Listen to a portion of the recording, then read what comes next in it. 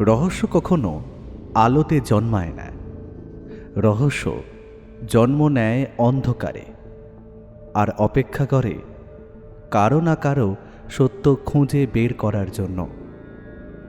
অন্ধকারে ঢাকা শহর, নীরব সাক্ষী দেয়াল, আর এমন কিছু প্রশ্ন যার উত্তর খুঁজে বের করে আনতে পারে একজনই, সত্যান্বেষী ব্যোমকেশ বক্সী। আপনিও যদি ব্যোমকেশ বক্সীর সত্যান্বেষণ ভালোবাসেন, যদি রহস্যের গন্ধ আপনার শিরায় রোমাঞ্চ নিয়ে আসে, তাহলে আপনি একদম সঠিক জায়গাতেই এসেছেন। আমাদের চ্যানেল যদি আপনি প্রথমবারের জন্য শোনেন, তাহলে এক্ষুনি কিন্তু আমাদের চ্যানেলটিকে সাবস্ক্রাইব করুন এবং পাশে থাকা বেল আইকনে ক্লিক করে নোটিফিকেশন অন করে নিন, যাতে নতুন গল্প এলে সবার আগে আপনি জানতে পারেন। শহর কলকাতার এক বৃষ্টি ভেজা গভীর রাত। শহরে বাইরের ঝিঁঝি পোকার ডাক এবং ব্যাঙের ডাক বৃষ্টির তোড়ে কখন থেমে গিয়েছে বোঝা দেয়। ঘড়ির কাঁটা এখন একটা ছুঁই ছুঁই। হেমন্ত চৌধুরী তার খাটের ওপর আধশোয়া হয়ে বসে আছেন।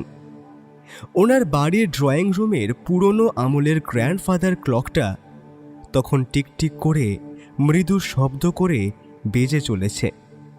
ঘরের কোণে একটা টিমটিমে নাইট ল্যাম্প জ্বলছে, যা অন্ধকারের চেয়ে রহস্যই বেশি তৈরি করেছে।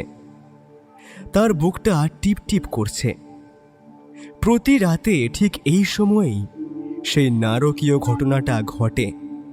প্রতিদিন তিনি একটি অদ্ভুত ঘটনার জন্য ঘুমোতে পারেন না।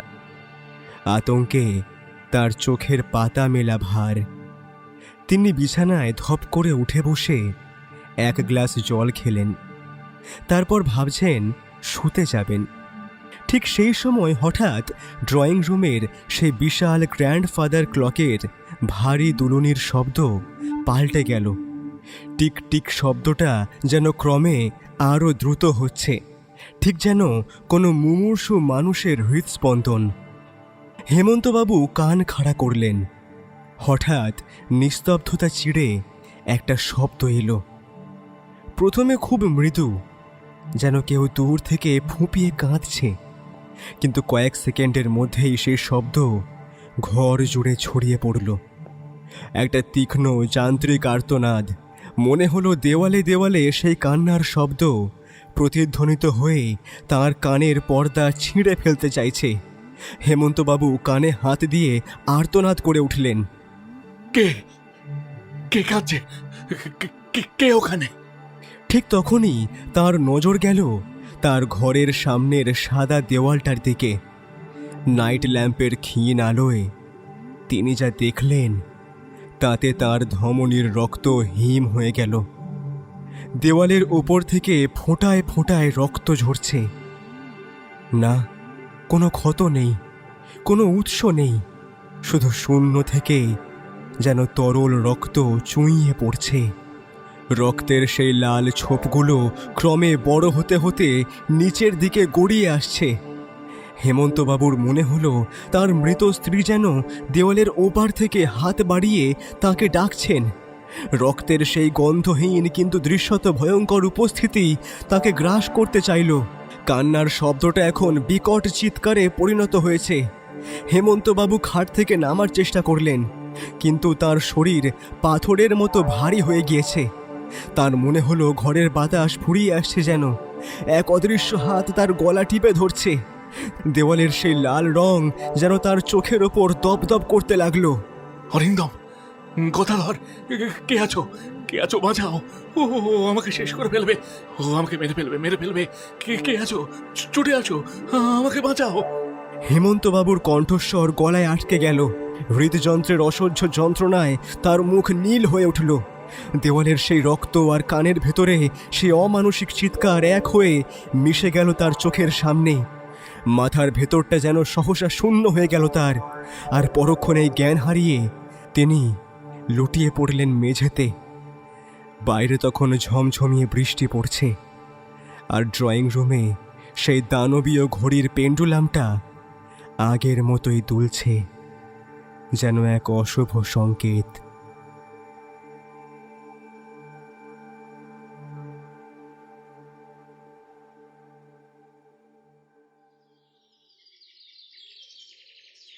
আজ শনিবার সকাল। কাল রাতে বেশ ভারী বৃষ্টিপাত হওয়ার জন্য আজ কলকাতার আকাশটা সকাল থেকেই গুমোট মেরে আছে। মেষবাড়ির জানলার বাইরে আমি তাকিয়ে দেখছিলাম রাস্তার ধারের একটা নেড়ি কুকুর মিছিমিছি রাস্তার ধুলো শুঁকে বেড়াচ্ছে। আমার প্রাণপ্রিয় বন্ধু ব্যোমকেশ তখন আরাম কেদারায় আধশোয়া হয়ে হাতে একটা পুরনো বই নিয়ে মগ্ন। তামাকের ধোঁয়ায় ঘরটা বেশ খানিকটা আচ্ছন্ন। পুঁটিরাম চা দিয়ে গিয়েছে অনেকক্ষণ, কিন্তু ব্যোমকেশের সেদিকে ভ্রুক্ষেপ নেই। চাটা প্রায় ঠান্ডাই হতে চলেছে। ব্যাপারটা আমি বলতে যাব ঠিক এমন সময় বাইরের দিক থেকে হঠাৎ সিঁড়িতে ভারী জুতোর শব্দ শোনা গেল। কেউ একজন বেশ দ্রুত গতিতে উঠে আসছেন। একটু পরেই দরজা ঠেলে ঘরে ঢুকলেন এক বৃদ্ধ, গৌরবর্ণ চেহারা, পরনে ধোপদুরস্ত ধুতি আর আদ্যির পাঞ্জাবি। কিন্তু তার চোখের কোণে যে আতঙ্কের ছাপ, তা আড়াল করার মতো কোনো আবরণ তার কিন্তু ছিল না। ভদ্রলোক ঘরে ঢুকেই ধপাস করে সোফায় বসে পড়লেন। ভদ্রলোক যে ভীষণ আতঙ্কগ্রস্ত এবং ভয় পেয়েছেন সেটা ওর অবস্থা দেখেই বেশ বোঝা যাচ্ছে। ব্যোমকেশ বইটা পাশে রেখে শান্ত চোখে তাকালো। আসুন মিস্টার চৌধুরী, আপনার জন্য জল আনতে বলবো কি? ভদ্রলোক অবাক হয়ে ব্যোমকেশের দিকে তাকালেন। বুঝতে পারলাম তিনি একটু হকচকিয়ে গিয়েছেন। নাম না বলেই যে নিজের পরিচয় ওর মুখ থেকে শুনবেন সেটা হয়তো তিনি আশা করেননি। তাই একটু অবাক হয়েই তিনি বললেন, আপনি আমাকে চেনেন? ব্যোমকেশ মৃদু হাসল।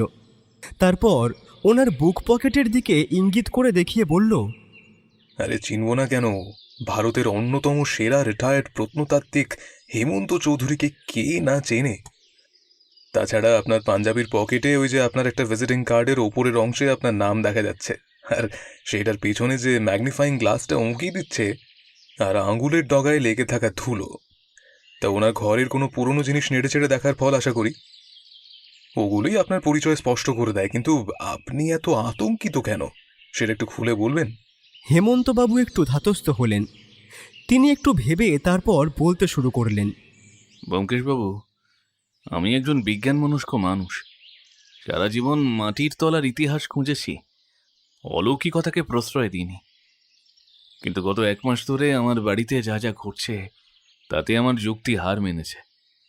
ব্যোমকেশ খানিকটা সোজা হয়ে বসল। তারপর গভীর আগ্রহে বলল, খুলে বলুন তো ঘটনাটা, কিছু বাদ দেবেন না। হেমন্তবাবু বলতে শুরু করলেন, আমার বাড়ির নাম শান্তিনীড়। একটু নির্জন এলাকায় আমার বাড়িটা তৈরি করেছি আমি। আমার পরিচয় আপনারা আগেই পেয়েছেন। আমার স্ত্রী বিয়োগ হয়েছে বছর 10 আগে। বাড়িতে আমি ছাড়া আমার ছেলে অরিন্দম আর আমাদের পুরনো চাকর গদাধর। গত 1 মাস ধরে রোজ রাত ঠিক 1:15 আমার ড্রয়িং রুমের সেই বিশাল গ্র্যান্ডফাদার ক্লক থেকে একটা অদ্ভুত শব্দ ভেসে আসে। কিসের শব্দ হেমন্তবাবু? আমি কৌতূহলী হয়ে জিজ্ঞেস করলাম। হেমন্তবাবু শিউরে উঠলেন। তারপর আতঙ্কগ্রস্ত স্বরে বলে উঠলেন, কান্নার শব্দ, ঠিক যেন কোনো নারী ডুকরে ডুকরে কাঁদছেন। শব্দটা ঘড়ির ভেতর থেকেই আসে। আর তার চেয়েও ভয়ানক ব্যাপার হলো, পরদিন সকালে উঠে দেখি আমার শোবার ঘরের দেওয়ালে টাটকা রক্তের ছোপ। কোনো চোট নেই, কোনো আঘাত নেই, অথচ দেওয়াল ছুঁয়ে রক্ত পড়ছে। আমার ছেলে অরিন্দম বলছে আমার মনের ভুল, কিন্তু আমি যেটা নিজের চোখে দেখেছি সেটাকে অবিশ্বাস করি কেমন করে বলুন তো? কথাগুলো শুনে ব্যোমকেশের চোখে সেই পরিচিত জ্যোতি জ্বলে উঠল। সে একটুক্ষণ চুপ করে থেকে বলল, অরিন্দম বাবু আপনার একমাত্র ছেলে তো, তা তিনি কি করেন? হ্যাঁ, অরিন্দম আমার প্রাণ। ও পড়াশোনা শেষ করে এখন ব্যবসাপত্র দেখছে। খুব ভালো ছেলে। এই তো আমার অসুখের সময় রাত জেগে ওই তো সেবা করে। তবে ও এসব ভুতুড়ে ব্যাপার বিশ্বাস করে না। ডাক্তার পালিত, আমাদের পারিবারিক বন্ধু। তিনিও বলছেন এটা নাকি আমার স্নায়ুর সমস্যা। ব্যোমকেশ জানলার বাইরে তাকিয়ে বিড়বিড় করল। স্নায়ুর সমস্যা নাকি সুকৌশলী ষড়যন্ত্র, সেটাই এখন দেখার বিষয়। আচ্ছা হেমন্তবাবু, আপনার ওই গ্র্যান্ডফাদার ক্লকটার কোনো বিশেষ ইতিহাস আছে? হেমন্তবাবু বললেন, হ্যাঁ, ওটা একটা প্রাচীন বিলেতি ঘড়ি। এক সাহেব নীলকরের বাড়ি থেকে ওটা আমার ঠাকুরদা নিলামে কিনেছিলেন। ঘড়িটা অদ্ভুত রকমের নিখুঁত সময় দেয়, কিন্তু ইদানিং ওটার টিকটিক শব্দ রাতের ঠিক ওই নিষিদ্ধ সময় যেন আমার হৃৎপিণ্ডের ধড়ফড়ানির কারণ হয়ে ওঠে। ব্যোমকেশ উঠে দাঁড়ালো। তারপর আমার দিকে তাকিয়ে এসে বলল, বন্ধু, তৈরি হয়ে নাও, আজই আমরা শান্তিনীড় যাব, তবে এখন না, বিকেলের দিকে যাব। মিস্টার চৌধুরী, আপনি নিশ্চিন্ত থাকুন এবং নিশ্চিন্তে বাড়ি ফিরে যান। আমি আজই আপনার বাড়ি যাচ্ছি। এই সত্যান্বেষী যখন আপনার কেস হাতে নিয়েছে, তখন অন্ধকার বেশি দিন স্থায়ী হবে না। এর পেছনে কি সত্য আছে, আমি সবটা উদ্ধার করেই ছাড়ব। তবে এর জন্য আমায় কিন্তু আপনার বাড়িতে রাত কাটাতে হবে। রাতের বেলা কি ঘটছে, আমরা সেখানে থেকে সামনে থেকে ব্যাপারগুলো দেখতে চাই। ভদ্রলোক আমাদের সম্মতি জানিয়ে নমস্কার করে উঠে গেলেন। ভদ্রলোক বেরিয়ে যাওয়ার পর আমি এই বিষয়ে ব্যোমকেশকে জিজ্ঞেস করায় সে জানায়, দেখো, আমি অলৌকিকে বিশ্বাস করি না, তবে আমার মনে হয় ভদ্রলোকের ঘরে এমন কিছু আছে যার জন্য ভদ্রলোককে কেউ অসুস্থ করে ভয় দেখাতে চাইছে। আর সেটা হলে তারা তাদের কার্য সম্পাদন করতে পারবে। এখন সেখানে গিয়ে দেখা যাক আসল রহস্যটা কি। বিকেলের দিকে আমরা যখন শান্তিনীড়ে পৌঁছালাম, তখন আকাশ আরও অন্ধকার হয়েছে। বাড়িটি বেশ বড়, চারদিকে আম কাঁঠালের বাগান। গুমোট গরমেও বাড়িটার ভেতরে কেমন একটা হিম শীতল ভাব। ড্রয়িং রুমে পা রাখতেই চোখে পড়ল সেই দানবীয় ঘড়িটা। প্রায় 7 ফুট লম্বা, কারুকার্য করা কাঠের শরীর, আর তার ভেতরে দুলছে এক বিশাল পিতলের পেন্ডুলাম। ঘড়িটার আকার আয়তন দেখে আমি যে বেশ অবাক হয়েছি তা বললে ভুল বলা হবে না। আমি এবং ব্যোমকেশ যখন সেই ঘড়িটা মন দিয়ে দেখছি, তখন সেখানে আমাদের অভ্যর্থনা জানালো মিস্টার চৌধুরীর একমাত্র ছেলে অরিন্দম। বেশ সুশ্রী চেহারা বলতেই হয়, চোখে চশমা, বেশ মার্জিত ব্যবহার। সে ব্যোমকেশকে বলল, আসুন ব্যোমকেশবাবু, আমি আপনার নাম খবরের কাগজে শুনেছি বহুবার, তবে বাবার এইসব অলীক ভয়ের জন্য আপনাদের কষ্ট করে আসতে হলো, তার জন্য আমি খুবই লজ্জিত। ডাক্তার পালি তো এসেছেন, তিনি বাবাকে এখন ঘুমের ইঞ্জেকশন দেবেন। আচ্ছা অরিন্দম, তোমার বাবাকে এই ইনজেকশন দেওয়ার ব্যাপারটা কি? বাবার তো এখন হঠাৎ করেই স্নায়ুর রোগ দেখা দিয়েছে, আর ওই সব আজগুবি ঘটনা যবে থেকে ঘটছে তখন থেকে ওনার এই ব্যাপারটা জোরালো হয়েছে।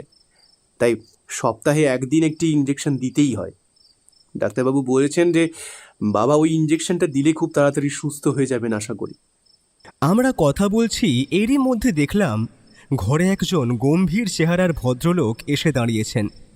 ইনি নিশ্চয়ই ডাক্তার পালিত। তার হাতে একটা সিরিঞ্জ। তিনি ব্যোমকেশের দিকে তাকিয়ে শুকনো একটা হাসি দিয়ে বললেন, আজকাল বৃদ্ধ বয়সে অনেকেরই হ্যালুসিনেশন হয় ব্যোমকেশবাবু। হেমন্তবাবুরও তাই হয়েছে। তবে ভয়ের কিছুই নেই, আমি ওষুধ দিচ্ছি, তার উপর আবার ইঞ্জেকশনও দিচ্ছি। মিস্টার চৌধুরী খুব তাড়াতাড়ি সেরে উঠবেন। ব্যোমকেশ কিছু বলল না। সে ড্রয়িং রুমের কোণে দাঁড়িয়ে থাকা চাকর গদাধরের দিকে তাকালো। গদাধর এক মনে সেই ঘড়িটা মুছছে। ব্যোমকেশ তার কাছে গিয়ে হঠাৎ নিচু স্বরে কিছু একটা প্রশ্ন জিজ্ঞেস করল, কিন্তু গদাধর কোনো উত্তর দিল না। সেটা দেখে অরিন্দম জানালো, ওর কানে একটু সমস্যা আছে, ও একটু কালা আর বুদ্ধিশুদ্ধিও কম, তাই ও আপনার কোনো কথাই শুনতে পারে না। ব্যোমকেশ ফিরে এসে আমার কাছে বসে ফিসফিস করে বলল, ভায়া, বাড়িতে চরিত্র অনেক, কিন্তু কার মুখে কোন মুখোশ তা চেনা বড় দায়। আজ রাতে আমাদের সজাগ থাকতে হবে, বুঝলে? সেই রাতে আমরা সেই বাড়িরই একটা ঘরে থেকে গেলাম। যা বুঝলাম এই ঘরটা অতিথিদের জন্যই রাখা, তাই আমাদের কোনো অসুবিধাই হলো না। রাতের খাওয়া দাওয়া শেষ করে তখন একটু শুয়েছিলাম আমি। আমাদের আজ খেতে একটু দেরি হয়েছিল। ধীরে ধীরে গভীর রাত নামল শান্তিনীড়ে। বাইরের ঝিঁঝি পোকার ডাক আর বাড়ির ভেতরের সেই বিশাল ঘড়ির টিকটিক শব্দ ছাড়া আর কোনো শব্দ নেই। ব্যোমকেশ এবং আমি তখন শুয়ে আছি। আজ রাতে ঘুমোলে চলবে না। আমরা এখানে একটা কাজে এসেছি, এক অদ্ভুত ভৌতিক রহস্য উন্মোচন করার জন্য। রাত তখন 1:10। ব্যোমকেশ হঠাৎ আমার হাত চেপে ধরল। তৈরি হও বন্ধু, সময় এগিয়ে আসছে। আমরা প্রাণপণে শান্ত হয়ে অপেক্ষা করছি কি ঘটবে তার জন্য। ঠিক 1:15 নিস্তব্ধতা চিরে এক বীভৎস আওয়াজ ভেসে এলো। কোনো মানুষের গলার শব্দ নয়, যেন বাতাস ফেটে কোনো আর্তনাদ বেরিয়ে আসছে। কান্নার শব্দটা ক্রমে বাড়ছে আর কমছে, ঠিক যেন কোনো যন্ত্রণাবিদ্ধ আত্মা ঘড়ির কাঠের দেওয়ালের ভেতর থেকে মুক্তি চাইছে। ব্যোমকেশ এবং আমি আর শুয়ে থাকলাম না, উঠে পড়লাম। টর্চ নিয়ে দ্রুত ড্রয়িং রুমে ছুটলাম। ড্রয়িং রুমে ঘড়িটা আগের মতোই দুলছে, কিন্তু সেই শব্দটা এখন সারা ঘরে প্রতিধ্বনিত হচ্ছে। হেমন্তবাবু তার ঘর থেকে আতঙ্কে চিৎকার করে উঠলেন। আমরা হেমন্তবাবুর ঘরে ঢুকতেই দেখলাম তিনি আঙুল দিয়ে দেওয়ালের দিকে নির্দেশ করছেন। আপনারা দেখুন, ভালো করে দেখুন, ওই ভয়ানক অপদেবতা আমায় বাঁচতে দেবে না। ওকে আমরা ওকে আপনারা তাড়ান এখান থেকে। ও আমাকে শেষ করে দেবে। বাঁচান, আমায় বাঁচান। সেই দিকে টর্চের আলো পড়তেই আমার রক্ত হিম হয়ে গেল। সাদা দেওয়ালে বড় বড় লাল রক্তের ছোপ। মনে হচ্ছে কেউ হাত দিয়ে দেওয়ালে রক্ত ছিটিয়ে দিয়েছে, কিন্তু মেঝেতে কোনো রক্তের দাগ পর্যন্ত নেই। আমরা দেখছি পুরো ব্যাপারটা, তখনই হঠাৎ করেই হেমন্তবাবু অজ্ঞান হয়ে খাটের ওপর শুয়ে পড়লেন। আমি ছুটে গেলাম সেই দিকে। হেমন্তবাবু উঠুন, আপনি সুস্থ আছেন তো? দেখুন আমরা এসে গিয়েছি। দাঁড়ান, আমি জল দিচ্ছি আপনাকে। আমি হেমন্তবাবুর পাশ থেকে গ্লাসে করে একটু জল ওনার চোখে মুখে ছিটিয়ে দিলাম। ভদ্রলোকের মুখ থেকে একটু গোঙানির শব্দ ভেসে এলো। বুঝলাম ওনার জ্ঞান ফিরেছে। বাইরে তখন প্রবল বৃষ্টি শুরু হয়েছে। বজ্রপাতের শব্দে চারিদিকে কান পাতা দায়। শান্তিনীড়ের প্রতিটি কোণ যেন কোনো এক অজানা বিপদের সংকেত দিচ্ছে। সেই রাতে হেমন্ত চৌধুরীর সেই ভয়াবহ অবস্থার পর শান্তিনীড়ের পরিবেশ আরও থমথমে হয়ে উঠল। আমি মনে মনে ভাবছি, এই ঘটনা যদি কোনো সাধারণ মানুষের সাথে হয়, তাও আবার প্রতিদিন, তাহলে যে কারুরই স্নায়ুর অসুস্থতা ধরা পড়বে। রাতের বেলা ভদ্রলোকের চিৎকার শুনে ওনার ছেলে ছুটে এসেছিল। অরিন্দম এবং গদাধর মিলে ধরাধরি করে তাকে বিছানায় শুয়ে দিল। ডাক্তার পালিত তখন বাড়িতেই ছিলেন। তিনি দ্রুত নাড়ি পরীক্ষা করে মুখ গম্ভীর করলেন। ব্যোমকেশ এক কোণে দাঁড়িয়ে শান্ত চোখে ঘরের প্রতিটি খুঁটিনাটি জিনিস অনুসন্ধানের দৃষ্টিতে দেখছিল। দেওয়ালের সেই লাল ছোপগুলো তখনও টাটকা, যেন কোনো অদৃশ্য আততায়ী এইমাত্র তার চিহ্ন রেখে গিয়েছে। ব্যোমকেশ পকেট থেকে তার একটা ম্যাগনিফাইং গ্লাস বের করে দেওয়ালের সেই লাল রঙের খুব কাছে মুখ নিয়ে গেল। আমি ফিসফিস করে জিজ্ঞেস করলাম, ব্যোমকেশ কিছু বুঝলে? ব্যোমকেশ কোনো উত্তর দিল না। সে আঙুলের ডগায় সামান্য সেই লাল তরল নিয়ে শুঁকল। তারপর পকেট থেকে একটা রুমাল বের করে আঙুলটা মুছে নিল। তার চোখের দৃষ্টি তখন ঘরের জানলার দিকে। জানলার বাইরে তখনও ঝমঝম করে বৃষ্টি পড়ছে, আর অন্ধকারের বুক চিরে মাঝে মাঝে বিদ্যুতের রেখা জ্বলে উঠছে। হঠাৎ ব্যোমকেশ জানলার কাছে গিয়ে পর্দার ফাঁক দিয়ে বাইরের গেটের দিকে তাকালো।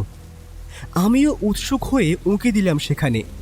দেখলাম বাড়ির প্রধান ফটকের বাইরে একটা কুচকুচে কালো রঙের মোটর গাড়ি দাঁড়িয়ে আছে।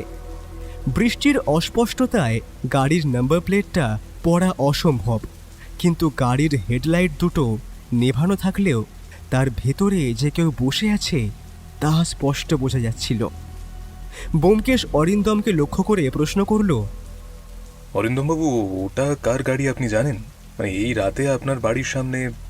অরিন্দম ক্লান্ত স্বরে উত্তর দিল, জানি না ব্যোমকেশবাবু, এই বৃষ্টির রাতে কার গাড়ি বাইরে দাঁড়িয়ে থাকবে বুঝতে পারছি না। হয়তো কোনো পথিক বৃষ্টির হাত থেকে বাঁচতে আশ্রয় নিয়েছে। ব্যোমকেশ কোনো মন্তব্য করল না। সে আবার ড্রয়িং রুমে ফিরে গেল। সেই দানবীয় গ্র্যান্ডফাদার ক্লকটা এখন নিস্তব্ধ। শুধু তার পেন্ডুলামের শব্দটা সারা বাড়িতে একটা কৃত্রিম হৃদস্পন্দনের মতো বাজছে। ব্যোমকেশ ঘড়িটার সামনে গিয়ে দাঁড়ালো। তার দীর্ঘদেহী ছায়াটা দেওয়ালের উপর এক অতিকায় দানবের মতো দেখাচ্ছিল।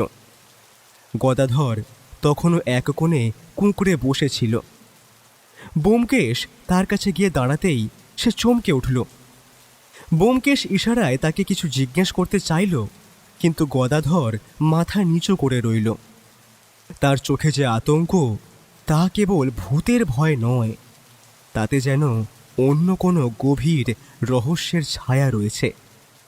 সেই রাত কোনো রকমে কেটে গেল।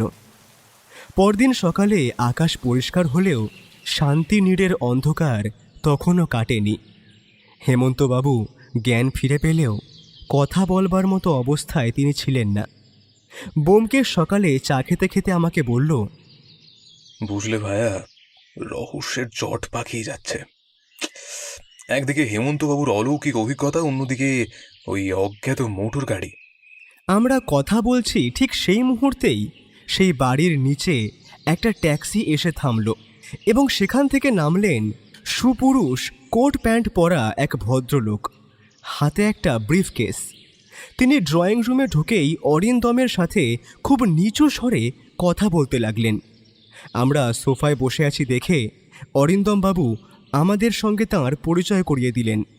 ব্যোমকেশবাবু, পরিচয় করিয়ে দিই। ইনি হলেন জন ডিসুজা।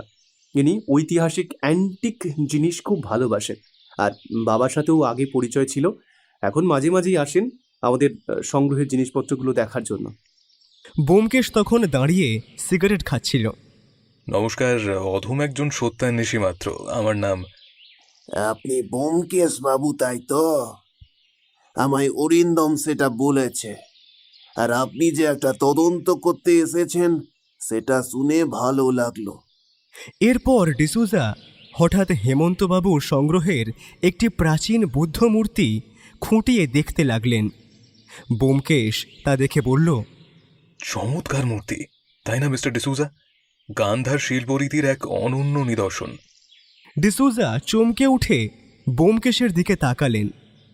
তারপর একটু হেসে বললেন, ঠিক বলেছেন, আমি এন্টিক জিনিসের সমঝদার, তাই প্রায় চৌধুরীদের বাড়িতে আসি।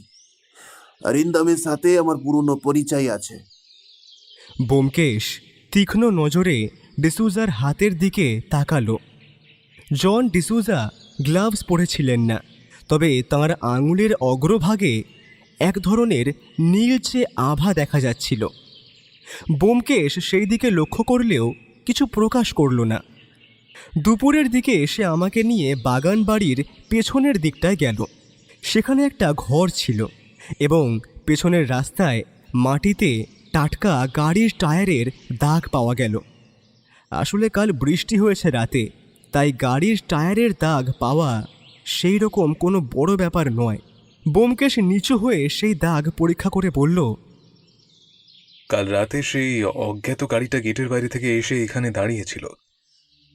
তার মানে এই বাড়ির কারোর সাথে বাইরের সেই চালকের গভীর যোগাযোগ আছে।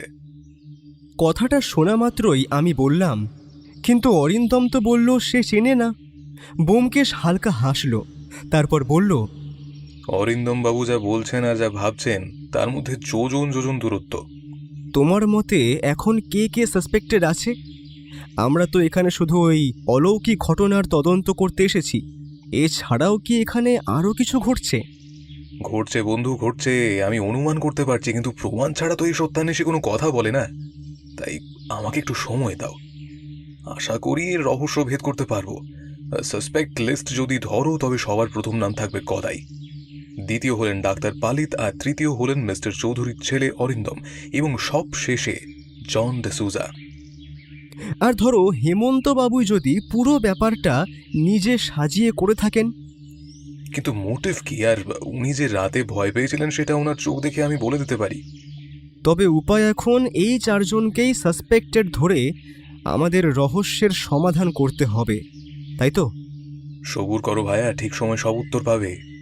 শুনুনি, আগে গেলে বাঘে খায়, পরে গেলে সোনা পায়।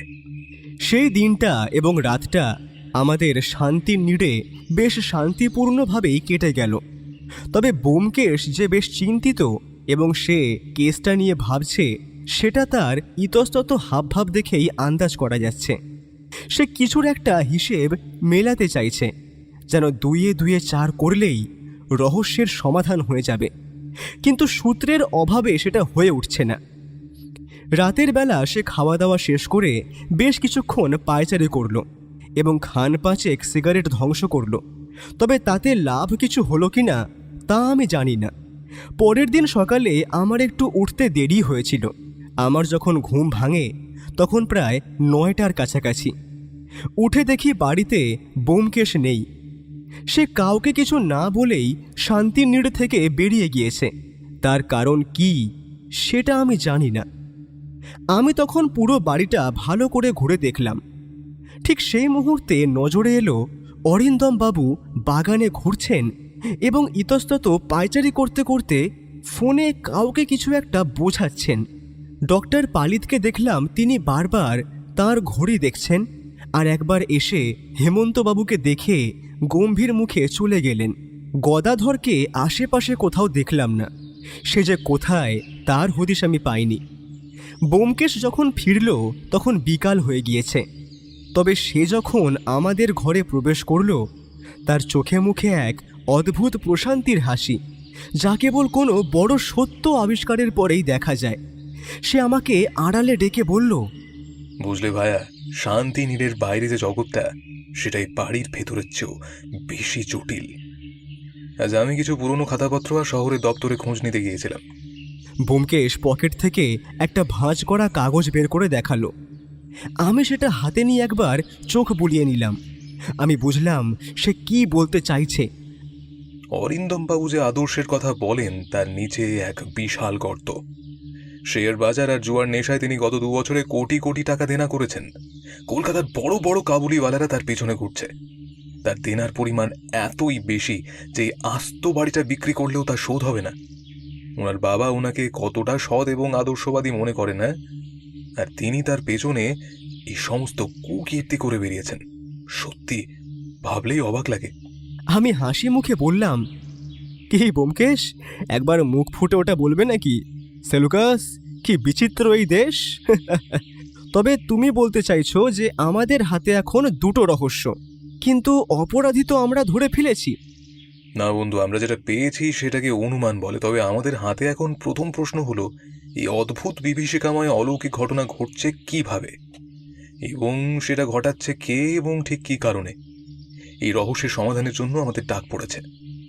তবে এখন বলতে পারি এই বাড়ির বহু মূল্যবান সম্পদগুলির ওপর লোলুপ দৃষ্টি পড়েছে কিছু শয়তানের। আমাদের ওইগুলো প্রথমে রক্ষা করতে হবে। আর একটা আশঙ্কা আমার মনে দানা বাঁধছে। কি আশঙ্কা ব্যোমকেশ? হেমন্তবাবুর প্রাণনাশ। আর সেটা হলে সব থেকে বেশি উপকৃত হবেন আমাদের অরিন্দম বাবু। তবে হেমন্তবাবু কি উইল করেছেন সেটা আগে জানা দরকার। ছেলে যখন একটাই, উইল করার তো প্রশ্নই ওঠে না। কেসটা সত্যি অদ্ভুত এবং ঘোরালো হয়ে উঠেছে ভাইয়া। এইরকম কেস আমি খুব কমই দেখেছি। তবে আমার একটা আশঙ্কা আছে, সেটা হলেও হতে পারে। আমাদের একটু সতর্ক থাকতে হবে ভাইয়া, কারণ আজ রাতে চোর আসতে পারে। চোর নিঃসন্দেহে আগের দিন নিজের কার্যসিদ্ধি করতে পারেনি, কারণ কালো রঙের গাড়িটা কাল অত রাতে বাড়ির নিচে দাঁড়িয়ে থাকা এবং কালকের হেমন্তবাবুর ঘরে অলৌকিক ঘটনা ঘটার কারণ বুঝতে পারছি। তার মানে ওই অলৌকিক ঘটনার আড়ালে বাড়ি থেকে কোনো মূল্যবান সম্পদ বাড়ি থেকে পাচার করার ধান্দায় ছিলেন অরিন্দম বাবু, আর আমরা জেগে থাকার জন্য সেই প্রচেষ্টা ব্যর্থ হয়ে যায়, তাই তো? ঠিক তাই, ওই জন্যই আমাদের একটু সজাগ থাকতে হবে। সেদিন দিনে তেমন কিছু ঘটেনি। শুধু গদাইকে দেখলাম বড় রাস্তা দিয়ে আনমনে বাড়িতে ফিরে আসছে। দিন শেষে রাত নামল শান্তি নীড়ে। এই বাড়ির রাতগুলো এখন যেন এক একটি জীবন্ত বিভীষিকা। ড্রয়িং রুমের সেই প্রকাণ্ড গ্র্যান্ডফাদার ক্লকের টিক টিক শব্দ প্রতিটি মানুষের হৃদস্পন্দনের সঙ্গে তাল মিলিয়ে চলছে। হেমন্তবাবু এখন শয্যাশায়ী। ডাক্তার পালিত মাঝে মধ্যে এসে তাকে কড়া ডোজের ঘুমের ওষুধ দিয়ে যাচ্ছেন। ব্যোমকেশ সারা দিন খুব একটা কথা বলেনি, কেবল জানলার ধারে বসে তামাকের ধোঁয়ায় ঘরের চারপাশটা ধোঁয়াটে করে রেখেছে। আমরা রাতের বেলার খাবার ঘরেই আনিয়ে খেয়েছি। সেই দিন আর ইচ্ছে ছিল না বাড়ির টেবিলে বসে খাবার খাওয়ার। রাত বাড়লে বৃষ্টি শুরু হয় অল্প স্বল্প।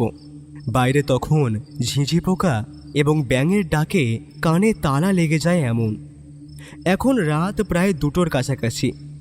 বাইরের টিপটিপ বৃষ্টিটা এখন থেমেছে, কিন্তু একটা থমথমে গুমোট ভাব চারদিকে।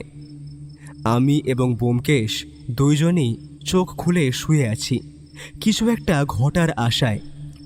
আমাদের কান তখন সজাগ। একটা পিন পড়ার শব্দ অতি দ্রুত আমাদের শ্রবণ ইন্দ্রিয়ে ধরা পড়বে। রাত যখন গভীর, আমার চোখে খানিক তন্দ্রা আসছিল। ঠিক সেই সময় ব্যোমকেশের হালকা ধাক্কায় আমার ঘুমটা ভেঙে গেল। আমিও শুনলাম একটা খুট করে শব্দ। এটা যে কোনো জানালা খোলার শব্দ সেটা বলে দিতে হয় না। আমরা অতি সন্তর্পণে ধীরে ধীরে উঠে বেরিয়ে এলাম বাইরের খোলা প্যাসেজে। ব্যোমকেশ নিজের রিভলভারটা বাগিয়ে ধরেছে সামনের দিকে। আমার বুক যেন হাঁপড়ের মতো ওঠানামা করছে। অন্ধকারের বুক চিরে একটা কালচে ছায়ামূর্তি নজরে এলো আমাদের। লোকটা খুব চটপটে, পরনে কালো আঁটো-সাঁটো পোশাক। সে হেমন্তবাবুর সংগ্রহের সেই অমূল্য গান্ধার শিল্পের মূর্তিটার দিকে এগিয়ে গেল। লোকটি অত্যন্ত ক্ষিপ্রতার সঙ্গে মূর্তিটা তার থলির মধ্যে ভরার চেষ্টা করছিল। ঠিক সেই মুহূর্তে ব্যোমকেশ তার টর্চের তীব্র আলো সেই লোকটার মুখে ফেলল। লোকটার মুখ কালো চাদরে ঢাকা। ব্যোমকেশ চাবুকের মতো স্বরে বলে উঠল, এত রাতে কার অনুমতি নিয়ে মূর্তি পুজো করতে এলে বাছাধন? আমি দেখলাম লোকটা কথাটা শুনে চমকে উঠলেও ঘাবড়ালো না। সে বিদ্যুৎ গতিতে পাশের জানলা দিয়ে লাফ দিল। চোরটি অতি দ্রুত গিয়ে পড়ল সামনের একটি উঁচু কার্নিশে। ব্যোমকেশ আর আমি জানলায় গিয়ে দাঁড়াতেই দেখলাম বাগানের অন্ধকারের সুযোগ নিয়ে লোকটা পাঁচিল টপকে উধাও হয়ে গেল। তবে একটা জিনিস দেখলাম, চোরটা যাওয়ার সময় ঘাবড়ে গিয়ে মূর্তিটা ঘরের মেঝেতেই নিচে ফেলে দিয়ে গিয়েছে। মূর্তিটা তুলে নিতে নিতে ব্যোমকেশ বলল, চোরটা আনাড়ি নয়, যা দ্রুত গতিতে সে পালালো সে হয়তো আগেও এই কাজ করেছে। থাক, এই রাতে মূর্তি পুজো যখন করতে এসেছে, ঈশ্বরই এবার তাকে বাঁচিয়ে দিল। কি বলো বন্ধু? হতে পারে। এমন সময় অতি দ্রুত অরিন্দম বাবু ওপর থেকে সিঁড়ি দিয়ে নেমে এলেন। গায়ে সিল্কের ড্রেসিং গাউন, মুখে অবাক হওয়ার ভান করে বললেন, কি হয়েছে ব্যোমকেশ বাবু? চোর এসেছিল নাকি? কিছু চুরি যায়নি তো? বাড়ির সব জিনিসপত্র ঠিক জায়গায় আছে তো? ব্যোমকেশ হালকা হাসল, তারপর বলল, মূর্তি ঠিকই আছে অরিন্দম বাবু, কিন্তু আপনার ঘরের মানুষেরা ঠিক আছে কিনা সেটাই ভাবছি। ঠিক আছে, অনেক রাত হলো, ঘুমোতে যান নিশ্চিন্তে। পরের দিন সকালে যখন আমরা ঘুম থেকে উঠলাম তখন আমরা এমন কিছুর সাক্ষী থাকবো আশা করিনি। হেমন্তবাবুকে আজ সকাল সকাল বিছানা ছেড়ে উঠে একটু হাঁটাচলা করতে দেখলাম। ভদ্রলোক বোধ করি একটু সুস্থ হয়েছেন। এবার তিনি নিজেই ব্যোমকেশের সাথে দেখা করতে এলেন। ব্যোমকেশ বাবু, আমার এই 2 দিন কি হয়েছিল আমি জানি না। শরীরটা হঠাৎ যেন নিস্তেজ হয়ে পড়েছিল। মাথায় কিছুই যেন আসছিল না। হয়তো সেই রাতের পর একটা বড় শক পেয়ে এটা হতে পারে। এই 2 দিন ডাক্তার পালিত আমার সব রকম সেবা করেছেন। ওর ওষুধের গুণে হয়তো আমি এখন সুস্থ হয়ে আপনার সামনে বসে আছি। এটা তো খুব ভালো খবর হেমন্ত বাবু, তবে আপনার শারীরিক অসুস্থতা আমায় একটু ভাবাচ্ছে। সে যাই হোক, এই 2 দিন কিন্তু আমরা আপনার বাড়ি আছি, তবে রাতে ওই অলৌকিক উপদ্রবের কিছু কিন্তু ঘটেনি। তার বদলে কাল রাতে চোর এসেছিল। কি বলছেন কি ব্যোমকেশ বাবু? চোর এসেছিল? কিছু কি নিয়ে গেছে? আর ওই অলৌকিক জিনিসটা বন্ধ হয়ে গেছে শুনে আমি বেশ খুশি হলাম জানেন। আসলে এটার জন্যই তো আপনাকে এত দূরে কষ্ট করে ডেকে আনা। চোর আপনার বাড়ি থেকে কিছু নিয়ে পালাতে পারেনি হেমন্তবাবু, কারণ তার সামনে তখন সত্যান্বেষী ছিল। আমার সামনে দিয়ে জিনিস নিয়ে পালানো এতটা সহজ নয়। আপনার সেই মহামূল্যবান সম্পদ ঠিক জায়গাতেই আছে। তবে আপনার বাড়িতে এসে আমি অলৌকিক ওই ঘটনা ছাড়াও আরো অনেক রহস্য খুঁজে পেয়েছি। আশা করি সেইগুলো সমাধান করার সুযোগ আপনি আমায় দেবেন। আপনি আপনার মতো তদন্ত করুন, আমার বাড়িতে যতদিন ইচ্ছে থাকুন, আমার কোনো আপত্তি নেই ব্যোমকেশবাবু। তবে কথাটা শেষ হওয়ার আগেই একটা কাণ্ড ঘটে গেল। এমন সময় বাইরের বাগান থেকে তীব্র একটা আর্তনাদ ভেসে এলো। কেউ যেন কিছু একটা অস্বাভাবিক জিনিস দেখে হকচকিয়ে গিয়ে আতঙ্কে এবং ভয়ে চিৎকার করে উঠল। বাবু, সর্বনাশ হয়ে গেছে, সবাই তাড়াতাড়ি বাইরে আসেন। কে কোথায় আছো এখানে আসো, তড়িঘড়ি ছুটে আসো, খুন হয়েছে, খুন। খুন কথাটা শোনা মাত্রই আমি এবং ব্যোমকেশ অতি দ্রুত সিঁড়ি ভেঙে নিচে পৌঁছে গেলাম। বুঝলাম আর্তনাদটা এসেছিল মালি হরিপদর গলা থেকে। সে বাগান পরিষ্কার করতে গিয়ে ফটকের ঠিক পাশেই কিছু একটা দেখে পাথর হয়ে দাঁড়িয়ে গিয়েছে। আমরা দ্রুত সেখানে নেমে গেলাম। ফটকের ঝোপের পাশে উপুড় হয়ে পড়েছিল একটি মৃতদেহ। ব্যোমকেশ তার পাশে বসে ভালো করে দেখল জায়গাটা, তারপর শরীরটাকে দাঁড়িয়ে খানিকটা পর্যবেক্ষণ করল এবং সব শেষে নাকের কাছে হাত দিয়ে পরীক্ষা করে হতাশ ভঙ্গিতে দাঁড়িয়ে রইল। এই মৃতদেহ আর কারো নয়, বাড়ির পুরনো ভৃত্য গদাধরের। যে লোকটা কানে কালা এবং কথা অবধি বলতে পারে না, তাকে খুন করে কার কি লাভ? ব্যাপারটা ঠিক ধরতে পারলাম না। মৃতদেহের গায়ে সেই পরিচিত ময়লা ফতুয়া, কিন্তু তার পিঠের মাঝখানটা ভিজে লাল হয়ে আছে। জমাট বাঁধা রক্ত আর কাদার মিশ্রণে তার শরীরটা বীভৎস দেখাচ্ছিল। ব্যোমকেশ মুহূর্তের মধ্যে সেখানে বসে পড়ল। সে গদাধরের দেহটা আলতো করে ধরে সোজা করে দিল। সেখানে দেখলাম গদাধরের চোখ দুটো বিস্ফারিত, মুখে এক অসীম বিস্ময় আর ভয়ের ছাপ। তার গলায় একটা সরু কালচে দাগ। ব্যোমকেশ গম্ভীর গলায় বলল, ছুরির আঘাত পিঠের দিকে হলেও গলায় একটা ফাঁস দেওয়ার চেষ্টা হয়েছিল, কিন্তু আততায়ী সম্ভবত বাধা পেয়েছিল, অথবা খুব তাড়াহুড়ো করে কাজটা সেরেছে। 10 মিনিটের মধ্যেই থানার বড়বাবু ইন্সপেক্টর দাসবাবু তার দলবল নিয়ে এসে হাজির হলেন। দাসবাবু ব্যোমকেশের পুরনো পরিচিত। তিনি ওকে দেখে একটু হালকা হাসলেন। ব্যোমকেশবাবু, আপনার উপস্থিতিতেই বাড়িতে খুন, এ তো বড় অদ্ভুত ব্যাপার। ব্যোমকেশ শান্তভাবে উত্তর দিল, হুম, খুনটা বাড়িতে হয়নি দাসবাবু। গদাধরকে অন্য কোথাও মেরে এইখানে ফেলে দেওয়া হয়েছে। খেয়াল করুন, এখানে ধস্তাধস্তির কোনো চিহ্ন নেই। সেটা হলে ওর নখের নিচে অন্য কারো জামার টুকরো বা চামড়া লেগে থাকার কথা। পুলিশ তদন্তে নামল। তবে দাসবাবু জানালেন যে আমরা নিজেদের তদন্ত চালিয়ে যেতে পারি, ওনার কোনো অসুবিধা নেই। বরং তিনি মনে করেন আমরা এই কেসের সঙ্গে থাকলে নাকি কেসটা আরও তাড়াতাড়ি সমাধান হবে। বাড়ির প্রত্যেককে জেরা করা হলো। অরিন্দম বাবু তখন কান্নায় ভেঙে পড়েছেন।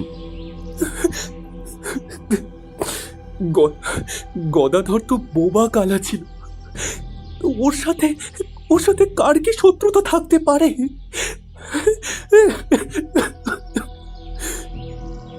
ভদ্রলোকের কথাটা প্রতিধ্বনির মতো ঘুরতে লাগলো। ডাক্তার পালিতকেও ডাকা হলো। তিনি নাড়ি পরীক্ষা করে জানালেন খুনটা সম্ভবত রাত 3টে নাগাদ হয়েছে। সবাই যখন বাড়িতে পুলিশি জেরায় ব্যস্ত, ঠিক সেই সময় ব্যোমকেশ আমায় আলাদাভাবে চোখের ইশারায় যেতে বলল নিচে। আমি নিচে যাওয়ার সাথে সাথেই সেও আমার সাথে এলো। ও বলল, চলো একবার ওই গদাধরের ঘরটা ঘুরে আসি। পুলিশ জেরায় ব্যস্ত, ওদের এখনো ঘরটা ঘুরে দেখার সুযোগ হয়নি। ওরা আসার আগেই আমরা দেখে নিই। দাসবাবু তাতে আপত্তি করবেন না আশা করি। চলো এগোনো যাক। বাড়ির বাগানের এক কোণে স্যাঁতস্যাঁতে একটা ছোট ঘর। ঘরের ভেতরের জিনিস বলতে একটা তক্তপোষ আর একটা পুরনো টিনের ট্রাঙ্ক। ব্যোমকেশ সেই ট্রাঙ্কটার তালাটা একবার টান মারতেই সেটা খুলে গেল। তারপর সে ভেতরটা তন্ন তন্ন করে খুঁজল। জামা কাপড়ের তলায় পাওয়া গেল একটি ছোট ডায়েরি আর কিছু পেন্সিলের টুকরো। ডায়েরিটা খুলেই আমি আর ব্যোমকেশ দুজনেই চমকে উঠলাম। গদাধর কথা বলতে পারতো না ঠিকই, কিন্তু তার পর্যবেক্ষণ ক্ষমতা ছিল অদ্ভুত। ডায়েরির পাতায় পাতায় সে স্কেচ করে রেখেছে বাড়ির প্রতিটি মানুষের গত কয়েকদিনের গতিবিধি। এক জায়গায় আঁকা আছে অরিন্দম বাবু মাঝরাতে ডিসুজাকে একটি বড় বাক্স তুলে দিচ্ছেন। অন্য এক জায়গায় আঁকা ডাক্তার পালিত তার ব্যাগের ভেতর থেকে একটি অদ্ভুত যন্ত্র বের করছেন। তবে সবচেয়ে রহস্যময় ছবিটা ছিল একেবারে শেষ পাতায়। সেখানে আঁকা আছে একটি মানুষ যার মুখে মুখোশ, কিন্তু তার গলায় একটি বিশেষ ধরনের হাড়ের মালা ঝোলানো। সেই ছবির পাশে গদাধর বড় বড় করে কয়েকটা টাকার অঙ্ক লিখে রেখেছে। ব্যোমকেশ বিড়বিড় করল, বুঝলে ভায়া, গদাধর বোবা হলেও তার চোখ দুটো সব দেখে ফেলেছিল। সেই ছবিগুলো দেখিয়ে সম্ভবত কাউকে ব্ল্যাকমেইল করার চেষ্টা করছিল, আর সেই সত্যই তার কাল হলো। বেলা গড়াতেই ব্যোমকেশ সিদ্ধান্ত নিল গদাধরের পোস্টমর্টেম রিপোর্ট আসার আগেই সে একবার শহরের সেই বড় ল্যাবরেটরিতে যাবে যেখানে সে দেওয়ালের সেই লাল তরল পরীক্ষা করতে দিয়েছিল। আমরা যখন শান্তিনীড় থেকে বের হচ্ছি তখন দেখলাম আগের দিন রাতের সেই কালো মোটর গাড়িটা দূরে মোড়ের মাথায় দাঁড়িয়ে আছে। আমরা সেটা নিয়ে মাথা ঘামানোর প্রয়োজন মনে করলাম না, কারণ কালো গাড়ি তো অনেক আছে, এটা হয়তো অন্য কোনো গাড়ি।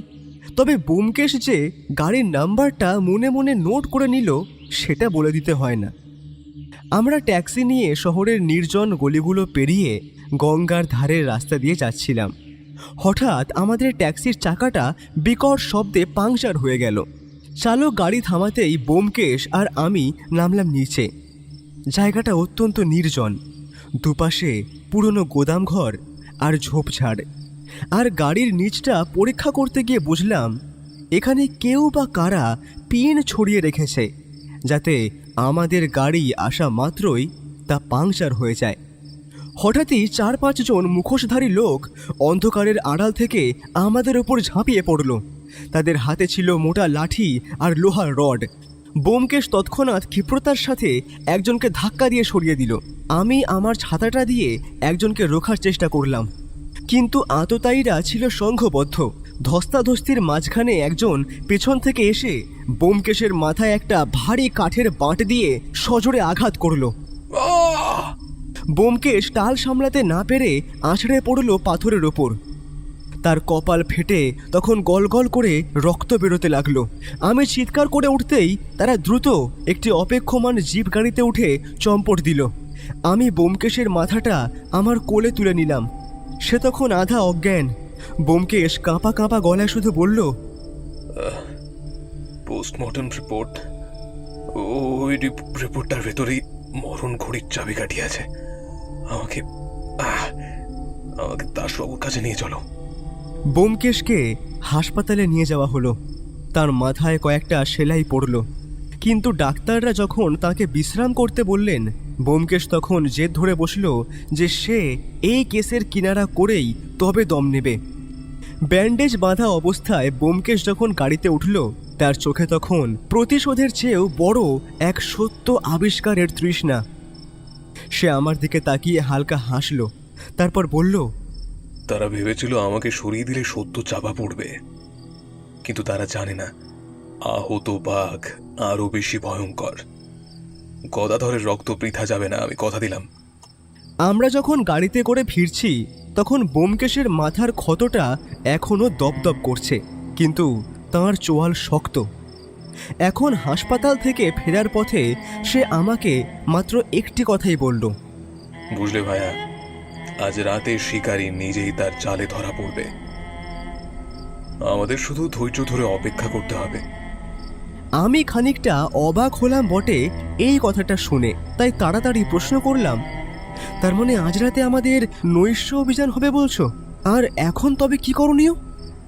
অপরাধীর মনস্তত্ত্ব নিয়ে একটু খেলা, আর সেটাই সত্যায়ন সে ভালোই পারে। ওরা ভেবেছিল আমায় গুন্ডা লাগিয়ে জখম করলে আমি ওই বাড়িটা ছেড়ে হাসপাতালে কাটাবো, আর সেই সুযোগে তারা বাড়ির উপর হামলা চালিয়ে এক ঢিলে দুটো পাখি মারবে। দুটো পাখি মানে? একটা মূর্তি চুরি আছে সেটা তো জানি, তারা হয়তো আজ রাতে মূর্তি চুরি করবে বলে বাড়িতে লুকিয়ে প্রবেশ করবেই, তবে অন্য পাখিটা কি সেটা তো বুঝতে পারলাম না। বুঝবে ভাইয়া, বুঝিয়ে দিলেই বুঝবে। তাদের এখন মূল লক্ষ্য পিতার মৃত্যুর ডঙ্কা বাজানোর চেষ্টা, আর সেটা হলেই সমস্ত সম্পত্তির মালিকানা নিজের হাতে। তার মানে অরিন্দম বাবু আজকে রাতে নিজের বাবাকে হত্যা করতে চলেছেন। তবে ওই ভৌতিক ঘটনার রহস্য কি হবে? ল্যাবরেটরি পরীক্ষার ফল এসে গিয়েছে ভাইয়া, তবে এখানে সবটা বলার সময় আসেনি। একটু সবুর করো, আমরা কেসটার অনেকটা কাছে এসে পড়েছি। তবে আজ আমরা শান্তি নিড়ে যাব না, ওই বাড়িটার আশেপাশে ঘাপটি মেরে থাকবো এবং ওদের বুঝতে দেবো আমি গুরুতর জখম হয়ে হাসপাতালেই ভর্তি আছি, আর সেই সুযোগটাই ব্যবহার করতে যাবে ওই অপরাধীরা, আর তখনই পাখি ফাঁদে পা দেবে। এই 3 ঘন্টা তবে আমরা কোথায় থাকবো? ব্যোমকেশ মুচকি হেসে জানালো, আরে দাসবাবুর তত্ত্বাবধানে। দাসবাবু আমাদের জন্য শান্তি নিডের থেকে মিনিট খানেক দূরের একটি বাড়িতে আমাদের থাকার ব্যবস্থা করে দিয়েছিলেন। সেই বাড়িটা নাকি পুলিশ থানার একজন কনস্টেবলের বাড়ি, তাই মাঝের এই সময়টা সেখানে কাটিয়ে দিতে সেই রকম কোনো অসুবিধাই হয়নি। তবে রাতে যে কিছু একটা ঘটতে চলেছে তাতে কোনো সন্দেহই নেই। ব্যোমকেশ খালি সারা ঘরে পায়চারি করছে এবং হাত কচলাচ্ছে, অর্থাৎ সে কিছু একটা চিন্তা করছে। রাত যখন ওই 12টার কাছাকাছি আমরা কিন্তু তৈরি হয়ে পৌঁছে গেলাম শান্তি নিড়ে। তবে এই শান্তি নিড় যে আজকে রাতে কতটা শান্তিতে থাকবে সেটা ভাববার বিষয়। আমরা সঠিক সময়ে পেছনের পাইপ বেয়ে পৌঁছে গেলাম বাড়ির বারান্দায় এবং সেখান দিয়ে পৌঁছালাম বাড়ির ড্রয়িং রুমে।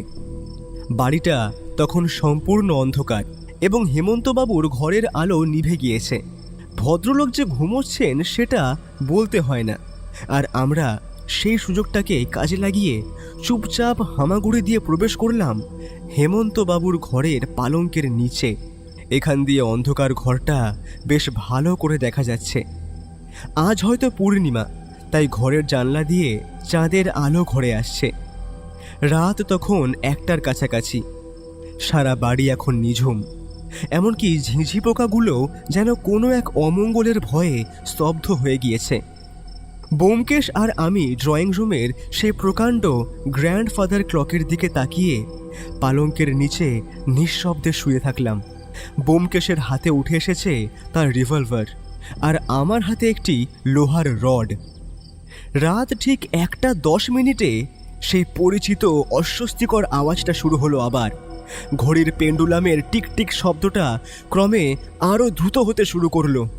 হঠাৎ বাড়ির নিস্তব্ধতা চিরে ভেসে এলো সেই নারকীয় কান্নার শব্দ। শব্দটা এতটাই তীক্ষ্ণ যে আমার কানের পর্দা যেন ফেটে যেতে চাইছে। ব্যোমকেশ আমার হাত শক্ত করে ধরল, ইশারায় বলল স্থির থাকতে। হঠাৎ দেখলাম ড্রয়িং রুমের পাশের করিডোর দিয়ে একটা ছায়া নিঃশব্দে এগিয়ে আসছে। লোকটার হাতে একটা ছোট স্প্রে গান এবং একটি অদ্ভুত টর্চ। সে সরাসরি হেমন্তবাবুর ঘরের দেওয়ালের দিকে এগিয়ে গেল। আবছা আলোয় দেখলাম লোকটা দেওয়ালের এক নির্দিষ্ট অংশে কিছু একটা স্প্রে করছে। কয়েক সেকেন্ডের মধ্যেই সেখানে টকটকে লাল রঙের ধারা চুঁইয়ে পড়তে শুরু করলো, ঠিক যেন টাটকা রক্ত। লোকটি যেই ঘুরে দাঁড়িয়েছে, ব্যোমকেশ তার টর্চের তীব্র আলো সরাসরি তার মুখে ফেলল, আর লোকটা গেল হকচকিয়ে। তিনি আর কেউ নন, ডাক্তার পালিত। ইতিমধ্যে ঘটনাটার আকস্মিকতায় হেমন্তবাবু জেগে উঠেছেন। আমরা তড়িঘড়ি বেরিয়ে এলাম পালঙ্কের নিচ থেকে। ডাক্তারবাবু কিছু বুঝতে পারার আগেই ব্যোমকেশ মৃদু হেসে অন্ধকারের বুক চিরে বলল, রক্তের খেলাটা বেশ জমেছে ডাক্তারবাবু, তাই না? ডাক্তার পালিত পালাবার চেষ্টা করতেই ব্যোমকেশ গর্জে উঠল, এক পা নড়লেই আমি গুলি করতে বাধ্য হব ডাক্তার পালিত। আপনার খেলা শেষ। আপনার ওই স্প্রে গানে কি রাসায়নিক আছে তা আমি জানি। ঠিক সেই মুহূর্তেই ওপরতলার সিন্দুক ঘর থেকে একটা ধস্তাধস্তির শব্দ শোনা গেল। ব্যোমকেশ আমাকে ইশারা করল, আমরা দৌড়ে গেলাম উপরে। ডাক্তার পালিত তখন নির্বাক শ্রোতার মতো দাঁড়িয়ে আছেন। ওনার যে কি করণীয় সেটাই তিনি ভুলে গিয়েছেন। আমরা এগিয়ে গিয়ে দেখলাম কিউরিও ঘরের দরজাটা আধ খোলা। তার ভেতরে টর্চের ক্ষীণ আলোয় দেখা গেল একজন লোক সিন্দুক খোলার চেষ্টা করছে। সে সিন্দুকের বোতামগুলোতে একটা বিশেষ আলো ফেলছে। সেই লোকটা আর কেউ নয়, অরিন্দম বাবু। তার পাশে দাঁড়িয়ে আছেন একজন রহস্যময় ব্যক্তি। আর হঠাৎ সেই ঘরের আলোটা জ্বলে উঠল। যে রহস্যময় ব্যক্তি সেখানে দাঁড়িয়ে আছে সে আর কেউ নয়, সে মিস্টার ডিসুজা এবং তার এক সশস্ত্র গুন্ডা। সিন্দুকটা খুলে আসতেই অরিন্দম বাবু ভেতর থেকে সেই অমূল্য প্রত্নতাত্ত্বিক মূর্তি আর একটা বড় থলি বের করে ডিসুজার হাতে দিলেন। তাড়াতাড়ি তুমি জিনিসগুলো নিয়ে জানলা দিয়ে পালাও, পুলিশ আসার আগেই আমাদের বেরোতে হবে। অরিন্দমের গলায় এক বন্য উত্তেজনা। এর মধ্যেই বাজঘাই গলায় ব্যোমকেশের কথা শোনা গেল। পুলিশ আসবে না অরিন্দম বাবু, কারণ পুলিশ আপনার বাগানেই ওত পেতে আছে। অরিন্দম বাবু চমকে উঠে একটা পিস্তল বের করলেন নিজের হাতে, কিন্তু আমি তার আগেই লোহার রড দিয়ে তার হাতে এক মোক্ষম আঘাত করলাম। পিস্তলটা ছিটকে পড়ল মেঝেতে। ডিসুজার গুন্ডাটি ব্যোমকেশের ওপর ঝাঁপিয়ে পড়ল। শুরু হলো এক হাড় কাঁপানো লড়াই। সেই ঘরের ভেতর তখন চলছে তুমুল ধস্তাধস্তি। ডিসুজা জানলা দিয়ে লাফ দেওয়ার চেষ্টা করলেন, কিন্তু ব্যোমকেশ তাকে জাপটে ধরল। তখন নিচে পুলিশের গাড়ির শব্দ শোনা যাচ্ছে। ইন্সপেক্টর দাসবাবু তার ফোর্স নিয়ে সিঁড়ি দিয়ে উঠে আসছেন ওপরে। অরিন্দম বাবু তখন পাগলের মতো হাসছেন। অসুস্থ ব্যোমকেশ হাঁপাতে হাঁপাতে দেওয়াল ধরে দাঁড়ালো। তার সাদা ব্যান্ডেজটা আবার রক্তে লাল হয়ে উঠেছে।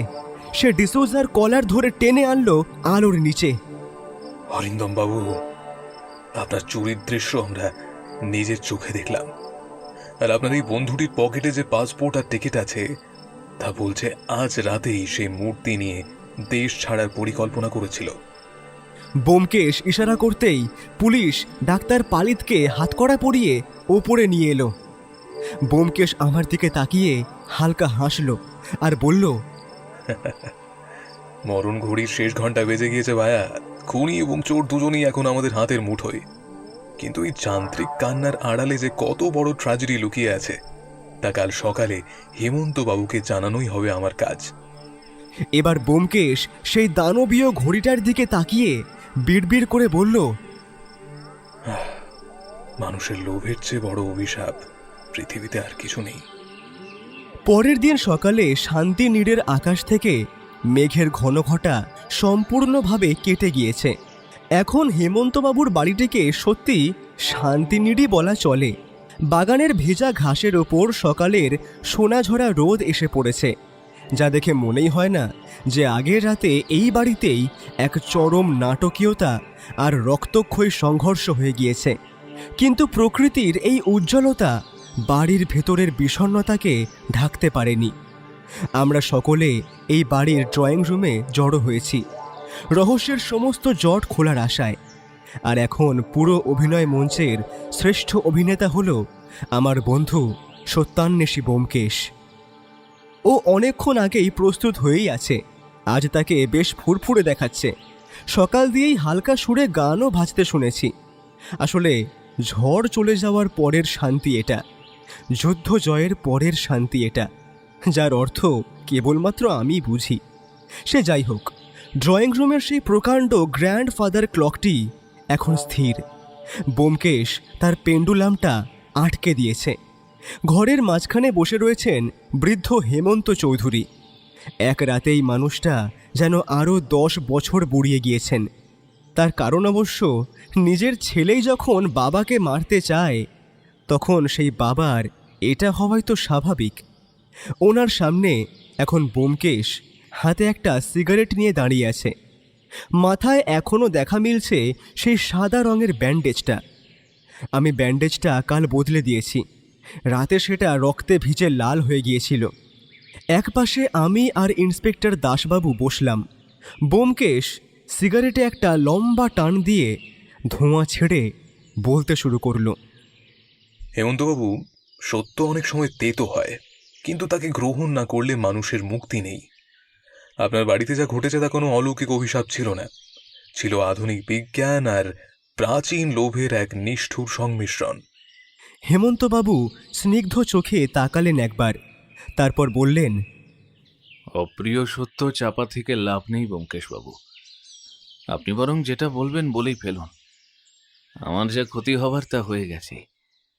যাকে সবটা দিয়ে বিশ্বাস করলাম, পৃথিবীতে এনে এই সুন্দর জগতের আলো দেখালাম, সব শেষে এত করে জানতে পারলাম সেই আমায় শেষ করে দিতে চাইছে। আমার ভাবতেও ঘৃণা লাগছে যে ও আমার ছেলে ছিল। পুলিশ ওকে ধরে নিয়ে গেছে, তাতে আমার কোনো আক্ষেপ নেই। যা যা উপযুক্ত সাজা হয় ওর, আমি তা পুলিশ সাহেবকে বলবো সেটা দেবার ব্যবস্থা করতে। আর রক্তের টানের ওপর থেকে আমার ভরসা একেবারে উঠে গেছে। আপনি কি বলছেন? হ্যাঁ, আপনি একদম ঠিক শুনছেন। আমি ঠিক করে নিয়েছি, আমার যা যা স্থাবর অস্থাবর সম্পত্তি আছে সবটাই আমি একটা অনাথ আশ্রমে শিশুদের দান করে যাব। এই বাড়িটা অবধি আমি রাখবো না ওর জন্য। ওর আমার সমস্ত সম্পর্ক এইখানেই শেষ। থাক থাক, বাদ দিন ওসব কথা, বাদ দিন। আপনি আমায় সম্পূর্ণ ব্যাপারটা খুলে বলুন, আমি এই রহস্যের কিনারা শুনতে চাই। ব্যোমকেশ শান্ত গলায় আবার বলা শুরু করল। প্রথমেই আসি সেই রক্তমাখা দেয়ালের রহস্যে।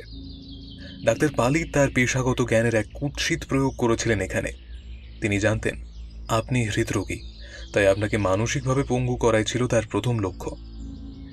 তিনি দেয়ালের সাদা চুনের ওপর আগে থেকেই ফেনথলিন নামক এক বর্ণহীন রাসায়নিকের প্রলেপ দিয়ে রাখতেন। সাধারণ অবস্থায় একে দেখা যায় না, কিন্তু যখনই এর ওপর কোনো ক্ষারীয় পদার্থ, যেমন ধরুন অ্যামোনিয়ার দ্রবণ স্প্রে করা হয়, এটি মুহূর্তের মধ্যে গাঢ় লাল বর্ণ ধারণ করে। ডাক্তারবাবু রাতে ইঞ্জেকশন দেওয়ার অছিলায় ঘরে ঢুকে অতি সন্তর্পণে একটি ছোট পারফিউম বোতল থেকে ওই ক্ষারীয় জল স্প্রে করে দিতেন। রাতে আর্দ্রতা বাড়লে সেই রং চুঁইয়ে পড়ত, যা দেখে আপনার মনে হতো দেয়াল থেকে রক্ত বেরোচ্ছে। আশা করি আপনি বুঝতে পেরেছেন। পুরো ব্যাপারটাই বৈজ্ঞানিক উপায়ে করা হতো। আর ওই অশরীরী কান্নার ব্যাপারটা, ওটা তো ঠিক বুঝতে পারলাম না। এরপর আসা যাক সেই অশরীরী কান্নার শব্দে। এটি কোনো ভূতের কান্না ছিল না, ছিল এক ধরনের শব্দবিন্যাস। ডাক্তার পালিত ঘড়ির পেছনের কাষ্ঠখণ্ডের আড়ালে একটি অতি উচ্চ কম্পাঙ্কের ইনফ্রাসনিক বিট জেনারেটর বসিয়েছিলেন। এই যন্ত্রটি এমন এক ধরনের কম্পন সৃষ্টি করে যা সরাসরি মানুষের মস্তিষ্কের টেম্পোরাল লোবে আঘাত হানে। এর ফলে মানুষের মনে অকারণ আতঙ্ক, হ্যালুসিনেশন বা কারো কান্নার শব্দ শোনার ভ্রম তৈরি হয়। ঘড়ির পেন্ডুলাম যখন দুলত, তখন সেই যান্ত্রিক ঘর্ষণ এই শব্দ তরঙ্গকে আরও তীব্র করত। আপনার অবচেতন মন সেই শব্দকে আপনার মৃত স্ত্রীর কান্নার সাথে গুলিয়ে ফেলেছিল। আশা করি আপনার সমস্ত সমস্যার উত্তর পেয়ে গিয়েছেন। তবে এবার আসি খুনের ব্যাপারে। ইন্সপেক্টর দাসবাবু জিজ্ঞেস করলেন, আচ্ছা, সব তো বুঝলাম, কিন্তু গদাধর তো কথা বলতে পারত না। সে তবে বাধা হয়ে দাঁড়ালো কিভাবে? ব্যোমকেশ গদাধরের ডায়েরিটা টেবিলের ওপর রাখল, তারপর সেটা খুলে বলল, গদাধর কালা ও বোকা সেজে থাকলেও তার পর্যবেক্ষণ ক্ষমতা ছিল প্রখর। সে সব বুঝত। সে ডায়েরিতে স্কেচ করে রেখেছিল কিভাবে অরিন্দমবাবু আর ডিসৌজা মিলে বাড়ির প্রত্নতাত্ত্বিক মূর্তি বা জিনিসগুলো বেঁচে ফেলছিলেন বাজারে। হেমন্তবাবুর ছেলে অরিন্দমবাবু যখন জিনিসগুলো ডিসৌজাকে দেখাতেন, তখন ডিসৌজাই বাজারে সেই জিনিসগুলোর দাম নির্ধারণ করত। বিদেশি বাজারে সেইগুলো চড়া দামে বিক্রি করে যা টাকা পেতেন, সেই টাকার সিংহভাগ নিতেন অরিন্দমবাবু এবং অল্প কিছু অংশ পেতেন ডিসৌজা। তবে গদাধর এই চুরির ফন্দি ধরে ফেলেছিল এবং সম্ভবত অরিন্দমকে ভয় দেখিয়ে টাকা আদায়ের চেষ্টা করেছিল। সেই কারণেই ডিসৌজার সেই ভাড়াটে গুন্ডাকে দিয়ে গদাধরকে গলা টিপে খুন করা হয়। গদাধরের নখের নিচে পাওয়া নীল সুতোটি ছিল ডিসৌজার সেই সহকারীর ওভারকোটের। আমার ভাবলেই কেমন অবাক লাগছে। খাইয়ে পরিয়ে এতদিন ধরে একটা খুনিকে বাড়িতে পুষে রেখেছিলাম আমি। ব্যোমকেশ এবার সরাসরি হেমন্তবাবুর দিকে তাকালো। আপনার ছেলে অরিন্দম শেয়ার বাজারে কয়েক কোটি টাকা দেনা করেছিলেন। পাওনাদারদের হাত থেকে বাঁচতে তার প্রচুর অর্থের প্রয়োজন ছিল। ডিসুজা তাকে প্রলোভন দেখান যে আপনার সংগ্রহ থাকা প্রাচীন বুদ্ধ মূর্তি বিদেশে পাচার করলে তিনি অরিন্দমের সব দেনা মিটিয়ে দেবেন। কিন্তু সমস্যা ছিল আপনার সংগ্রহের একটি হিরে। অরিন্দম জানতেন আপনার সব সম্পত্তির মধ্যে একটি হিরে আছে যেটা দুর্মূল্য। আজকের বাজারে সেটার দাম আকাশ ছোঁয়া এবং তিনি সেটা হাতাতে চেয়েছিলেন। আসলে ওই হিরেটি বিক্রি করলেই ওনার সমস্ত ধার শোধ হয়ে যেত। তাই তিনি ডাক্তার পালিতের সাথে হাত মেলালেন আপনাকে মানসিকভাবে পাগল সাজিয়ে সেটা হাতিয়ে নেওয়ার জন্য। কিন্তু যখন তাতে কাজ হলো না, তখন তারা আপনাকে তিল তিল করে মৃত্যুর দিকে ঠেলে দেওয়ার পরিকল্পনা করেন। হেমন্ত চৌধুরী রুদ্ধস্বরে বললেন, কিন্তু এই হিরেটা তো সিন্ধুকের ছিল না ব্যোমকেশবাবু। ব্যোমকেশ মৃদু হাসল। সে উঠে গিয়ে গ্র্যান্ডফাদার ক্লকের নিচের দিকের একটি অলংকৃত কাঠের অংশ সজোরে চাপ দিল। সঙ্গে সঙ্গে একটি ছোট গোপন ড্রয়ার বেরিয়ে এলো। তার ভেতর থেকে বেরিয়ে এলো হেমন্তবাবুর এক দুষ্প্রাপ্য হিরে। অরিন্দমবাবু জানতেন না যে তার বাবা একজন ঝানু প্রত্নতাত্ত্বিক। আপনি আপনার সবচেয়ে দামি জিনিসটা এই খড়ির ভেতরেই লুকিয়ে রেখেছিলেন। জিনিসটা হাতের কাছেই ছিল, অথচ তিনি সঠিক সন্ধানটি পাননি। আর কাল রাতে আমাদের উপর যে হামলা হয়েছিল তা ছিল ডাক্তার পালিতের শেষ চাল। তিনি বুঝতে পেরেছিলেন আমি সত্যের খুব কাছাকাছি পৌঁছে গিয়েছি। কিন্তু কি জানেন তো, অপরাধীর শেষ রক্ষা কোনো দিন হয় না। ইন্সপেক্টর দাস তার টুপিটা মাথায় দিলেন। ব্যোমকেশ জানলার বাইরে তাকিয়ে লম্বা শ্বাস নিল।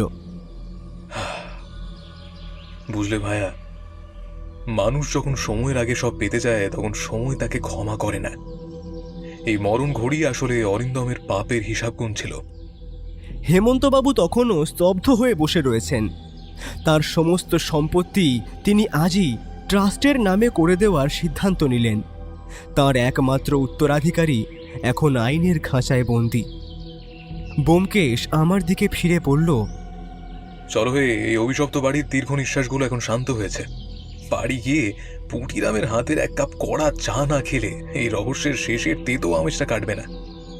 আমরা যখন শান্তিনীড়ের গেট পেরিয়ে রাস্তায় এলাম, তখন পেছনের সে বিশাল অট্টালিকাটি যেন এক ইতিহাসের সমাধি স্তম্ভের মতো দাঁড়িয়ে রইল।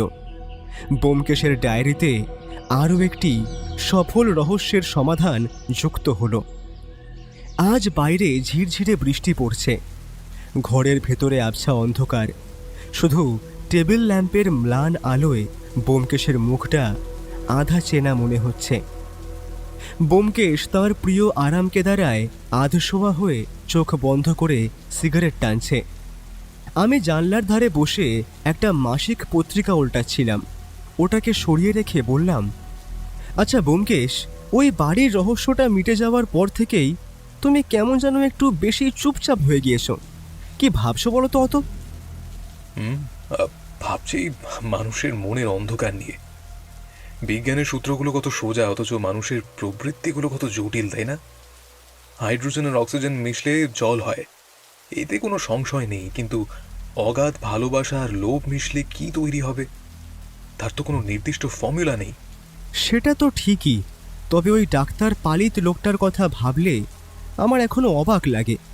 মানুষকে বাঁচানোর কারিগর হয়ে শেষে মানুষ মারার কল বসালেন তিনি ওই ঘড়ির ভেতর। ভুল বললে ভাইয়া, ডাক্তার পালিত একা নন, তাকে অপরাধী করে তুলেছিল অরিন্দমের চরম উচ্চাকাঙ্ক্ষা। জানো তো, লোভ হচ্ছে একটা ছোঁয়াচে ব্যাধি। একজনের মনে ধরলে সেটা আশেপাশের মানুষকেও গ্রাস করে।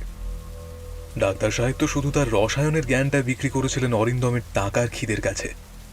তবু ভালো যে তুমি সময় মতো সেই দেওয়ালের রক্ত আর ঘড়ির কান্না ধরে ফেলেছিলে, না হলে তো বৃদ্ধ হেমন্তবাবুকে ওরা হার্ট অ্যাটাক করিয়েই মেরে ফেলতো।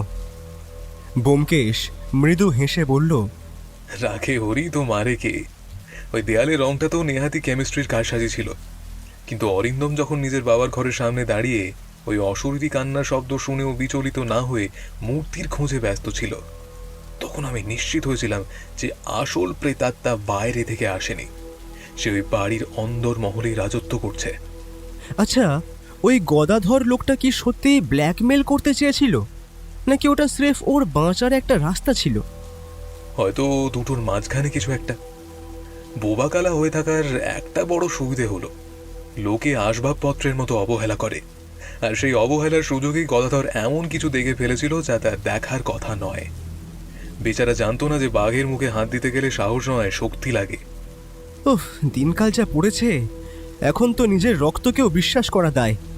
আহা, ও কথা বলো না হে। সত্যান্বেষীর ওপর যদি সবার বিশ্বাস উঠে যায় তবে আমার দোকান তো লাটে উঠবে। তার চেয়ে বড় কথা, পুঁটিরামকে বলো চা দিতে। আর চায়ের চিনি আর দুধের অনুপাতটা যদি ঠিকঠাক না হয় তবে এই বৃষ্টির সন্ধ্যাটাই বৃথা যাবে। তোমার ওই এক চা আর চা। আমার তো মাঝে মাঝে মনে হয় যে রহস্যের চেয়েও তোমার কাছে ওই চায়ের গুরুত্ব বেশি। রহস্যের গুঁড়ো গম্ভীর সত্য আর চা দুটোই কড়া হওয়া ভালো বন্ধু, তাতে মাথা পরিষ্কার থাকে। যাও তো দেখি, পুঁটিরামকে একবার ডাক দাও।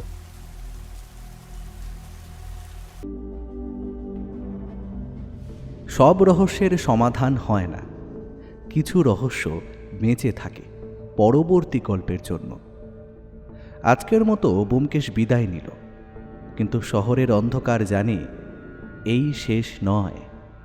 কারণ যেখানে রহস্য আছে সেখানে ফিরে আসবেই সত্যান্বেষী ব্যোমকেশ বক্সী। ভিডিওটি যদি আপনার ভালো লেগে থাকে তাহলে লাইক করুন, আর তার সঙ্গে হাইপ দিতে ভুলবেন না। এখনও পর্যন্ত যদি আমাদের চ্যানেলটিকে সাবস্ক্রাইব না করে থাকেন তাহলে এই রকমই আরও রহস্য রোমাঞ্চ গল্প শুনতে এক্ষুনি আমাদের চ্যানেলটি সাবস্ক্রাইব করুন, আর পাশে থাকা বেল আইকনে ক্লিক করে নোটিফিকেশন অন করে নিতে কিন্তু ভুলবেন না। খুব তাড়াতাড়ি আমরা আবার ফিরছি নতুন গল্প নিয়ে।